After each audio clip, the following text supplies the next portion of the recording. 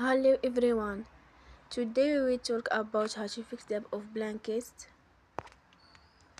You will go to settings. Then we click on apps. After that you will search the app Blinkist and we click. Then you will on for stop. After that you will go to storage. Then you will click on clear cache.